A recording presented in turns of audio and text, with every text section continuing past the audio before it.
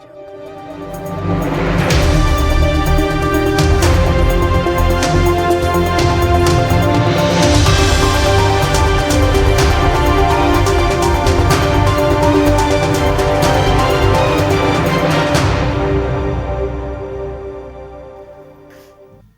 के चौक कोतवाली में आज सायं 5 बजे थाना दिवस के अवसर पर संयुक्त कमिश्नर नवीन अरोड़ा ने अपने मातहतों के साथ समीक्षा बैठक के दौरान पुलिस की लचर कार्यप्रणाली पर गहरी चिंता व्यक्त करते हुए उन्हें जमकर फटकार लगाई।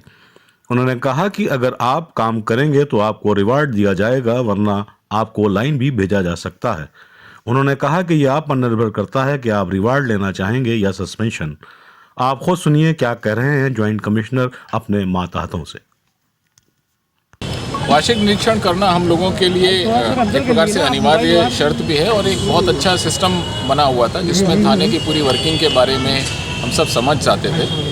पिछले कुछ समय से वार्षिक निरीक्षणों की स्थिति लखनऊ में बहुत अच्छी नहीं रही है, क्योंकि ये मेरा चौथा थाना है जिसका वार्षिक निरीक्षण कर रहा हूँ मैं, और 5 जोन में एक वार्षिक निरीक्षण करने का लक्ष्य तय किया है और इसके बाद फिर इस साल में और भी करेंगे।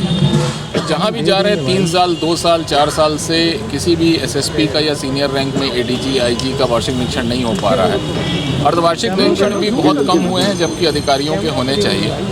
ज़्यादातर हम आकस्मिक निरीक्षण तक सीमित रह गए हैं और आकस्मिक निरीक्षण खूब हो रहे हैं, लेकिन उसकी भी क्वालिटी अभी उस लेवल की नहीं है जो होनी चाहिए। कुछ अधिकारियों ने ज़रूर बहुत अच्छे किए हैं। अनुपालन आख्याएँ थोड़ी मेरे हिसाब से सरसरी तौर पे प्रेषित की जा रही हैं, जिनमें अभी और गुणात्मक सुधार संभव है। आज के इंस्पेक्शन में जितनी चीज़ें देखी गई, थाना परिसर की साफ़ सफाई से लेकर कार्यालय, मालखाना, शस्त्रागार, हवालात, फिर बैरक्स और आवास, इनके अलावा मेस और परिसर में जितनी भी गाड़ियां खड़ी हैं उनमें से बहुत सारी गाड़ियों का डिटेल्स, और उसके बाद सभी प्रकार के जो रजिस्टर्स होते हैं, करीब थाने में 70 के आसपास इम्पॉर्टेंट रजिस्टर्स फाइलें होती हैं, जिसमें से आज हम लोगों ने लगभग 40 से ज़्यादा रजिस्टर्स और फाइल्स बहुत डिटेल में देखे हैं। कई अधिकारी थे साथ में, उनके ऑफिसर्स के लोग आए थे, उनके साथ टीमें बनाई गई, अलग अलग काम बांटा गया और सबसे रिव्यू ले रहे हैं। जो ओवरऑल चीज़ें निकल के आई हैं कि अभी यहाँ पर जैसे टॉप 5 एक्टिव क्रिमिनल्स, टॉप 10 पे बहुत अच्छा काम नहीं हुआ है। एक्टिव क्रिमिनल्स जिन्हें छांटा गया है, मेरे हिसाब से वो बहुत एक्टिव क्रिमिनल की लिस्ट में रखने लायक नहीं है। और टॉप 5, टॉप 10 में अभी बहुत क्लैरिटी नहीं है। वांटेड अपराधियों की सूची में बहुत से नाम लोगों ने इसलिए शामिल नहीं किए हैं कि वो 7 साल से कम सज़ा वाले नहीं हैं, उससे ज़्यादा ही धाराओं के लोगों को रखा जा रहा है। उसमें भी कई लोगों को साक्ष्य के आधार पे अभी मुलजिम नहीं माना गया है। ये सब जो हम लोग शर्किंग कर रहे हैं, वर्किंग कर रहे हैं, जिसके कारण बहुत सही स्थिति हम उच्च अधिकारियों को भी प्रेषित नहीं कर रहे हैं, इससे मेरी असंतोष भी इस चीज़ से लेकर है। हमें फेयर वर्किंग करनी चाहिए। अपराधी के खिलाफ हमारा बल्कि शिकंजा होना चाहिए, मजबूती से हमें काम करना चाहिए। मेरा ये मानना है कि जो सबसे ज़्यादा सक्रिय अपराधी है उसको हम इस लिस्ट में रखें, सबसे ज़्यादा जो ड्रेडेड है उसको टॉप 5, टॉप 10 में रखें। वांछित अपराधियों की लिस्ट में उसको तब तक वांछित में रखें जब तक कि हम अन्यथा उनके नाम किसी सबूत न पाए जाने पर निकाल दें, बजाय इसके कि पूरे सबूत ठोक बजा के 5-7 महीने बाद उनको वांटेड की लिस्ट में लाएं। तो ये सब चीज़ों से हम अपनी सूचनाओं को इधर उधर करते रहते हैं, जिसकी शायद उतनी ज़रूरी नहीं है, उतनी ज़रूरत नहीं महसूस हो रही। दूसरी चीज़, हिस्ट्री शीटर्स पे हम लोगों का काफ़ी ध्यान है। तो चेकिंग तो हिस्ट्री शीटर्स की लगभग इस साल हम लोगों ने 100% पूरी की है, लेकिन अभी उनके रिकॉर्ड्स मेंटेन करने बाकी हैं। रजिस्टर्स का रख रखाव अभी बहुत सुधार करने की ज़रूरत है। बहुत सी एंट्रीज़ ऐसी हैं जो लंबे समय से नहीं की गई हैं और ये एंट्रीज़ अब होनी चाहिए, क्योंकि जब तक हम खुद अपडेट नहीं होंगे, हमारे चौकी इंचार्ज अपडेट नहीं होंगे, बीट के कांस्टेबल्स अपडेट नहीं होंगे, तब तक हम उतना अच्छा शिकंजा नहीं कस पाएंगे। बीट सब इंस्पेक्टर्स बीट नहीं लिखा रहे हैं। ये बड़ी आश्चर्य की बात है कि सारी बीट लिखाने का जिम्मा कांस्टेबल, हेड कांस्टेबल के सिर पर आ गया है। और अगर हम ऐसे चीज़ों को छोड़ते जाएंगे तो जो हमारी हार्डकोर पुलिसिंग की अच्छी चीज़ें थी वो मिस हो रही हैं। पॉलीगॉन, पीआरवी, पिंक मोबाइल्स, इनके और अच्छे डिप्लॉयमेंट के लिए निर्देश दिए गए हैं कि हम सारे सेंसिटिव एरियाज़ कवर कर लें। व्यापारियों के साथ मीटिंग हुई है, ज़्यादातर उनकी समस्या थी जाम को लेकर, अतिक्रमण को लेकर, सीसीटीवी कैमरों के ना होने को लेकर, और ये सब चीज़ें आसानी से हल की जा सकती हैं। मीटिंग में जो कुछ चीज़ें तय हुई हैं वो ये हैं कि सभी व्यापारी अपनी दुकान के सामने अगर स्वेच्छा से कैमरे लगा लें और इस तरह से लगाएं कि सड़क का कुछ हिस्सा भी वो कवर करें, इसके अलावा कुछ यदि डोनेशन से वो कुछ इस तरह के अगर पूल बना लें और कैमरे ले लें, व्यापार संघ अपने स्तर से ही उनको इम्पॉर्टेंट जगहों पे लगवाए। जगह हम उनको बता देंगे कि इन चौराहों तिराहों पे लगाना है। इससे भी क्राइम कंट्रोल में काफ़ी मदद मिलेगी। ITMS और दृष्टि के कैमरों का हम यूज़ तो कर रहे हैं, लेकिन वो बहुत लिमिटेड चौराहों तिराहों पे लगे हैं, पूरा शहर उससे कवर नहीं होता है। और जो हमारी पॉलीगॉन पिंक मोबाइल्स का व्यवस्थापन है वो हम और सेंसिटिव स्पॉट पे हॉट स्पॉट चिन्हित करके अगर लगाएं तो मेरा मानना है कि हम क्राइम रोकने में भी सफल होंगे और अनावरण में बहुत मदद मिलेगी। सर पुरानी लंबित विवेचनाएं जो हैं उनमें क्या निकल के आया है सर? 150 से 200 विवेचनाएं यहाँ ऐसी हैं जो लंबित हैं और पार्ट PI भी हैं, कुछ फर्दर इन्वेस्टिगेशंस पे रुकी हुई हैं जी।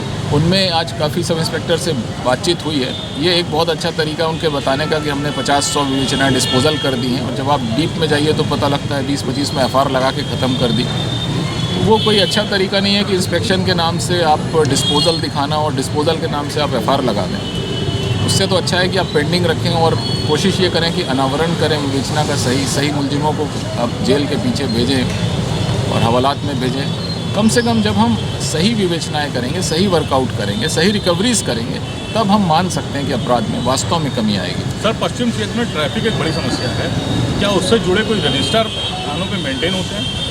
नहीं, ऐसे ट्रैफिक के यहाँ कोई रजिस्टर मुझे नहीं लगता ये मेंटेन करते होंगे, लेकिन यातायात विभाग जो हमारा DCP ट्रैफिक है उनके साथ हम लोग लगातार बात कर रहे हैं। और पिछले कुछ दिनों में यहाँ के चौराहे जो छांटे गए थे उसमें ड्यूटीज़ भी बढ़ाई हैं, और इस समय पहले की तुलना में 3 गुना ज़्यादा ड्यूटी वेस्ट में ट्रैफिक की दी गई है। कुछ मजबूरियां हैं जो विभिन्न विभागों के द्वारा सड़कें खोदी गई हैं, चाहे वो PWD हो, नगर निगम हो, विद्युत विभाग हो, या सीवर लाइन डालने के लिए जलकल विभाग है। ऐसे विभागों के कारण सड़क खुद रही है। चूँकि उसमें इंटर डिपार्टमेंटल कोऑर्डिनेशन बहुत अच्छा नहीं हो पा रहा है, उसके कारण ये हो रहा है कि जब एक विभाग अपना काम करके चला जाता है, दूसरा विभाग दूसरी तरफ से खोद देता है, और इसमें ये ट्रैफिक पुलिस को कॉन्फिडेंस में नहीं ले रहे हैं। उसके कारण ये अचानक से पता लगता है कि समस्या कहीं ट्रैफिक का दबाव बढ़ गया।